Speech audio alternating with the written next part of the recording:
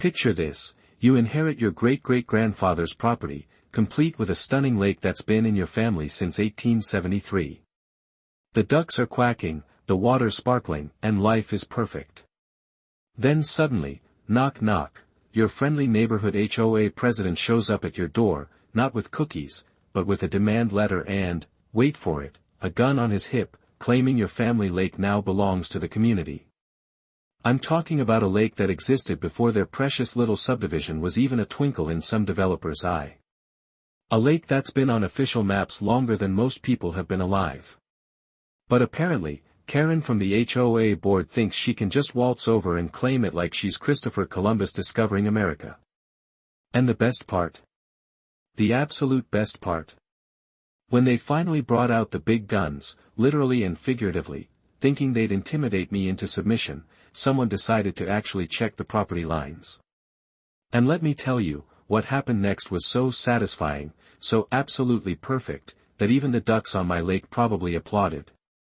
So grab your popcorn, because this story has everything, entitled HOA members, family legacy, property rights, a little bit of Wild West showdown energy, and the most epic comeback you've ever heard. Trust me, by the end of this, you'll want to frame your property deed and maybe install some security cameras. Let me start from the beginning. My name's not important, but my great-great-grandfather's legacy absolutely is. Back in 1873, yes, you heard that right, 1873, my ancestor purchased 47 acres of pristine land in what was then the middle of absolutely nowhere.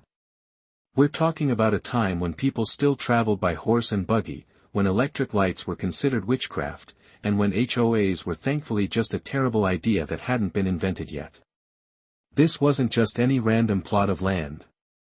It came with a natural spring-fed lake, about 3 acres of crystal-clear water that attracted wildlife from miles around.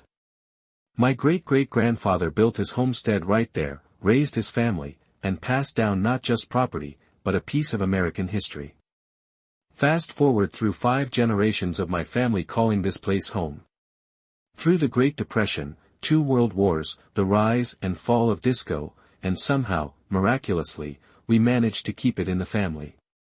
When my grandmother passed away last year, she left it to me with one simple instruction written in her will: don't let anyone take what we've preserved for 150 years.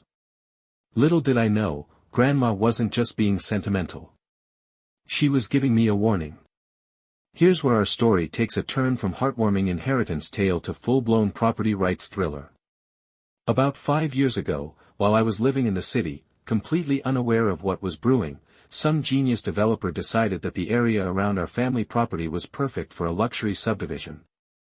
And when I say, around our property, I mean they built right up to our borders like they were playing the world's most expensive game of Tetris. Suddenly, our peaceful 47 acres was surrounded by cookie-cutter McMansions, each one looking exactly like the last, complete with perfectly manicured lawns and those little decorative flags that change with the seasons. But here's the kicker, and this is where it gets really interesting: the developer apparently told the new homeowners that the beautiful lake visible from their back decks was going to be community property. You know, shared amenities, like a clubhouse or tennis court. Except there was just one tiny, insignificant problem with that plan. The lake wasn't theirs to share. The developer had apparently done what we in the property law business like to call creative marketing. He showed potential buyers this gorgeous lake view, hinted heavily that it would be part of their community experience, and somehow forgot to mention that the lake had been privately owned for longer than the state had been keeping official records. Now, as anyone who's ever dealt with an HOA knows, these organizations have a special talent for taking small problems and turning them into federal cases. And when I say federal cases, I mean the kind of disputes that make you question whether democracy was really such a good idea after all. The Crown Ridge Estates Homeowners Association, yes, they actually called it Crown Ridge, like their royalty or something, was formed with all the usual suspects. You've got Karen, the president, who treats the position like she's running a small nation. There's Brad, the treasurer, who's never met a spreadsheet he couldn't turn into a weapon of mass confusion. And let's not forget Susan, the secretary, who takes meeting minutes like she's documenting evidence for future war crimes tribunals. These people moved into their $250,000 homes, looked out at their lake, and immediately started planning community events. We're talking about fishing tournaments, summer barbecues, maybe even a little pier for the kids to jump off. In their minds, they'd bought into lakefront living, and by God, they were going to get their money's worth. For about 2 years, I had no idea any of this was happening. The property was sitting there, peaceful and undisturbed, while I was dealing with city life and only visiting on holidays. The lake was still there, the ducks were still happy, and everything seemed perfectly normal.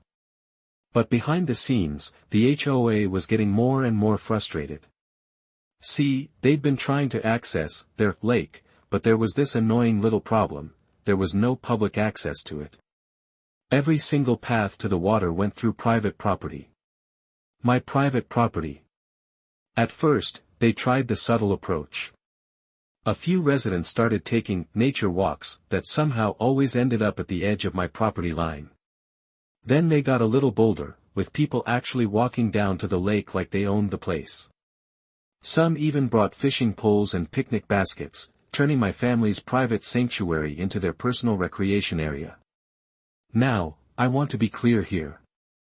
I'm not antisocial. I'm not the kind of person who chases kids off their lawn with a broom.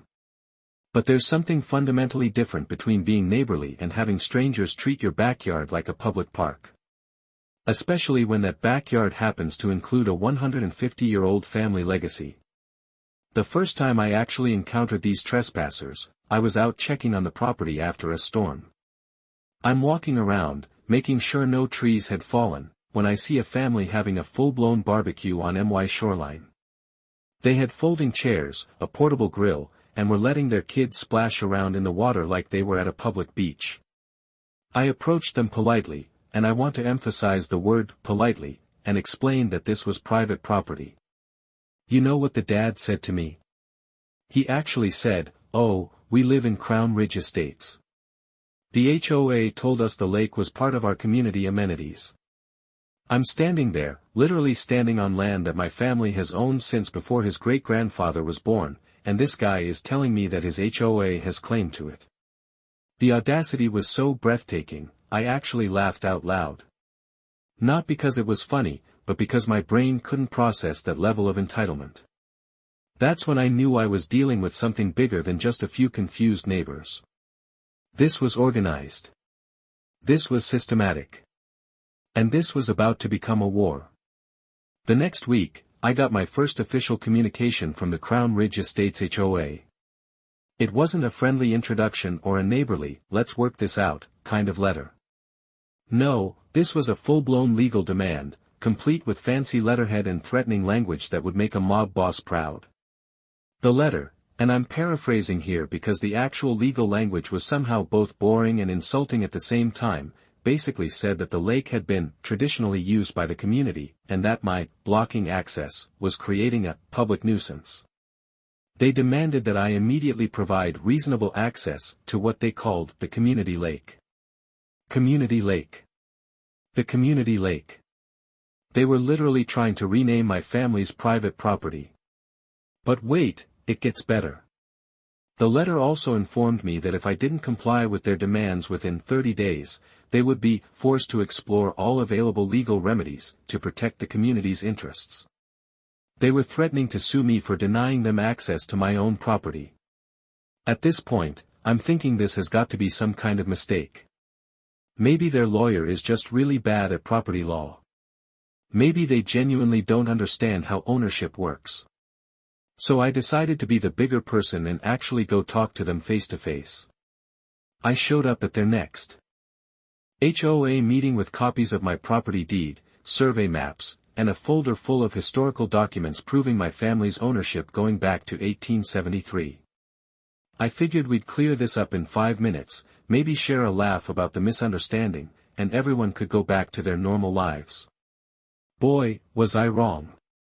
The meeting was held in the community center of Crown Ridge Estates, and when I walked in, it felt like one of those old Western movies where the stranger walks into the saloon and everyone stops talking. There were about 30 people there, all staring at me like I was personally responsible for ruining their property values. Karen, the HOA president, was a woman in her 50s who had clearly spent a lot of money on highlights and had the kind of smile that made you want to count your fingers after shaking hands. She invited me to address the group, but something about her tone suggested this wasn't going to be the friendly discussion I had hoped for. I stood up, introduced myself, and started explaining the situation. I showed them the original property deed from 1873, the survey maps clearly showing the lake within my property boundaries, and even some old photographs of my great-great-grandfather's homestead right there on the shoreline. You would think that 150 years of documented ownership might carry some weight in this discussion. You would be wrong. Karen listened to my presentation with the kind of patience you'd show a child explaining why vegetables taste bad, then stood up and delivered what can only be described as a masterclass in missing the point entirely. "We understand that you believe you own this property," she said, with emphasis on the word believe, like I was claiming to have been abducted by aliens. "But the reality is that this lake has been enjoyed by our community for years now. Our property values were based on lake access, and frankly, your sudden appearance and attempts to block our traditional use is disruptive to our established community harmony." Traditional use. Traditional use. They'd been trespassing for 2 years and somehow that had become a tradition in their minds. But Karen wasn't done. Oh no, she was just getting warmed up. She then proceeded to explain that while they respected my claim to ownership, they felt that a compromise was needed. They were willing to allow me to keep the portion of the lake directly behind my house, but they expected reasonable community access to the rest of it. I'm sitting there, listening to this woman explain how she's graciously willing to let me keep part of my own property, and I realize I'm not dealing with rational people. I'm dealing with individuals who have somehow convinced themselves that wanting something really badly is the same as having a legal right to it. The meeting went downhill from there. Other residents started chiming in with their own complaints. One woman said her children were traumatized by being told they couldn't play in the lake anymore. Another man claimed that my selfishness was ruining the community spirit that made Crown Ridge Estate special. My personal favorite was Brad, the treasurer, who actually suggested that they should be able to use eminent domain to take the lake for the public good. I had to explain to him that HOAs don't have the power of eminent domain, and even if they did, taking someone's property to create a community swimming hole probably wouldn't qualify as public good in any court in America. The whole thing was surreal. I felt like I'd fallen into some alternate universe where property rights were just suggestions and HOA boards had the authority to redistribute land based on what would make their residents happiest. I left that meeting with a clear understanding that this wasn't going to be resolved with friendly conversation and historical documents. These people weren't interested in facts or legal reality. They wanted their lake, and they were prepared to fight for it. Over the next few weeks, things escalated quickly. The HOA hired a lawyer, and not just any lawyer, but one of those expensive firms that specialize in property disputes and intimidating people with fancy letterhead. They sent me another letter, this time with even more threatening language and a demand that I appear at a mediation session to discuss reasonable accommodations for community lake access. Meanwhile, the trespassing got worse. It was like they'd decided that if they could establish enough traditional use, they might somehow acquire legal rights to the property. People were showing up at all hours, some even bringing boats and fishing equipment. I started finding trash around the shoreline, and someone had actually installed a picnic table on my property without permission. That's when I decided it was time to fight fire with fire. I contacted my own lawyer, installed security cameras around the property, and put up "No Trespassing" signs every 50 feet along the shoreline. I also started documenting every instance of unauthorized access with photographs and incident reports. The HOA's response to my security measures was predictable. They sent another letter claiming that my signs were hostile and unwelcoming to the community. They also complained that my security cameras were making residents uncomfortable while they were trying to enjoy the natural amenities of their neighborhood. The nerve of these people was absolutely incredible. They were complaining that my security cameras were making them uncomfortable while they were trespassing on my property. But the real drama was yet to come. About 3 months into this dispute, I got a call from my lawyer telling me that the HOA had actually filed a lawsuit against me. They were claiming adverse possession, arguing that their open and notorious use of the lake for multiple years gave them legal claim to access rights. For those who don't know, adverse possession is a legal concept that can, under very specific circumstances, allow someone to claim ownership of property they've been using openly for an extended period. It's designed to resolve situations where property boundaries have been unclear or neglected for decades. It's not designed to help HOAs steal their neighbors' lakes. The lawsuit was absolute nonsense from a legal standpoint, but it was also expensive nonsense. Fighting it was going to cost me thousands of dollars and potentially drag on for years. Which, of course, was exactly what they were counting on. That's when Karen made her biggest mistake. Instead of letting the lawyers handle everything, she decided to take a more personal approach to the situation. It was a Tuesday morning, and I was out on the property doing some maintenance work when I heard a car pull up. I looked over to see Karen getting out of a bright red SUV, and she wasn't alone. She'd brought 2 other HOA board members with her, including Brad the treasurer, and they were all walking toward me with the kind of determined expressions that usually precede really bad decisions. But here's the detail that made this encounter go from ridiculous to absolutely unbelievable: Karen was openly carrying a handgun on her hip. Not concealed, not subtle, a full-size pistol in a holster, displayed like she was auditioning for a role in a Wild West movie. Now, I want to be clear about something. I'm not anti-gun. I believe in the Second Amendment and people's right to protect themselves. But showing up at someone's property to make demands while conspicuously armed is not exercising your Second Amendment rights. That's called intimidation, and in some states, it's called criminal menacing.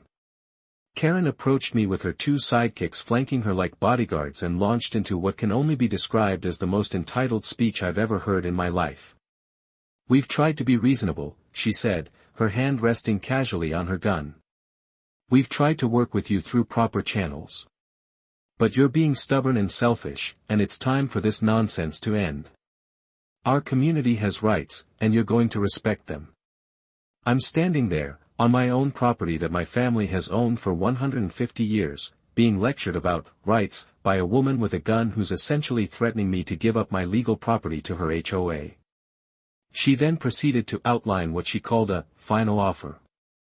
I could keep the lake, but I had to provide designated parking areas for community members, install a proper walking path to the shoreline, and allow reasonable use during daylight hours. In return, they would drop the lawsuit and we could all be good neighbors. The whole time she's talking, she keeps touching her gun. Not in an overtly threatening way, but just enough to make sure I noticed it was there. Brad and the other board member were trying to look intimidating too, though they mostly just looked like suburban dads who'd gotten in over their heads. When she finished her speech, she looked at me expectantly, like she'd just made me an offer I couldn't refuse. I think she genuinely expected me to cave under the pressure and agree to turn my private property into a community park. Instead, I did something that apparently caught her completely off guard. I started laughing. Not a nervous laugh or a sarcastic chuckle. I'm talking about genuine, from-the-belly laughter that went on for about 30 seconds while 3 HOA board members stared at me like I'd lost my mind. "Karen," I finally said, wiping tears from my eyes, "did you just show up at my house with a gun to demand access to my family's lake?" She immediately got defensive, claiming she wasn't threatening me and that she had every right to carry her weapon for personal protection. But the damage was done. She'd just made one of the most spectacular tactical errors in the history of property disputes. You see, Karen had made this encounter while I had those security cameras running. And those cameras had just recorded the president of the Crown Ridge Estates HOA showing up armed at my property to make demands about lake access. That footage was about to become very important. But the story gets even better, because Karen wasn't done making mistakes. Before leaving, she decided to drive home her point by walking over to my "no trespassing" signs and taking pictures of them with her phone. "These hostile signs are going to be removed," she announced. Our lawyer says they're creating an unwelcoming environment that's affecting our property values. That's when I dropped the bombshell that changed everything. Karen, I said, pulling out my own phone, before you take any more pictures or make any more demands, maybe you should actually look at the property lines. I opened up my GPS mapping app and showed her the official survey boundaries of my property. The expression on her face was absolutely priceless as she realized that she wasn't just standing on my property while making her demands, she was standing a good 50 feet inside my property line. But it gets even better. Those hostile signs she was photographing. They weren't even on the actual border. I'd installed them conservatively, well inside my own property boundaries, to avoid any disputes about their placement. I watched in real time as the confidence drained out of Karen's face and was replaced by something between confusion and panic. She looked at the GPS coordinates, then at the landscape around her, then back at her phone like it might suddenly tell her what she wanted to hear. That can't be right, she stammered. The lake is right there. Our properties go right up to the water. No, Karen, I replied, enjoying every second of this moment. Your properties go up to my property line. The entire lake, and about 100 feet of shoreline, and all this land you're standing on right now, belongs to me. It's been mine since 1873. Brad decided to chime in at this point, pulling out his own phone to double-check the property boundaries. The look of horror that spread across his face was like watching someone realize they'd been playing Monopoly with the wrong rules for 3 hours. This changes things, he muttered, staring at his screen. You think? The treasurer of an HOA that had just filed a lawsuit for lake access rights was realizing that the lake they were suing over was completely, entirely, 100% on private property that had nothing to do with their subdivision. But Karen, God bless her, was not ready to give up. Even faced with undeniable GPS evidence that she was completely wrong, she doubled down in a way that was both impressive and terrifying. I don't care what your phone says, she declared, her hand moving back toward her gun. We've been using this lake, our community was sold lake access, and we're not going to let some outsider come in and take away what we've rightfully been enjoying. Rightfully been enjoying. She was still convinced that 2 years of trespassing had somehow given her community rights to my property. That's when I made the decision that would end this whole ridiculous situation once and for all. Karen, I said, keeping my voice calm and level, you just threatened me while armed on my private property, and it's all been recorded by security cameras. You have exactly 60 seconds to get in your car and leave before I call the sheriff's department and have you arrested for criminal menacing and trespassing. The change in the atmosphere was immediate. Suddenly, Brad and the other board member were backing toward their car like they'd just realized they were standing next to a bomb. Karen looked like she wanted to argue, but even her entitled brain was smart enough to recognize that she'd pushed this situation way beyond what any reasonable person could defend. They left without another word, but I could see Karen making angry phone calls before she was even off my property. I had a feeling this wasn't over yet. I was right. The next day, I got a call from my lawyer telling me that the HOA had not only dropped their lawsuit, but they were now claiming they'd been misinformed about the property boundaries and were withdrawing all their demands for lake access. But the best part? The absolute cherry on top of this whole ridiculous sundae. Karen had apparently called the sheriff's department herself, trying to file a complaint about my threatening behavior and intimidating security cameras. The sheriff who came out to investigate was a local guy who'd actually known my grandmother. When he saw the security footage of Karen showing up armed to make demands on my property, and when I showed him the GPS boundaries proving she was trespassing while doing it, he just shook his head and laughed. Son, he said, I've been doing this job for 25 years, and I've never seen anyone work so hard to incriminate themselves. This lady basically created a perfect evidence package for any charges you might want to press. I decided not to press charges, partly because I'm not vindictive, but mostly because watching the HOA try to explain this situation to their lawyers was entertainment enough.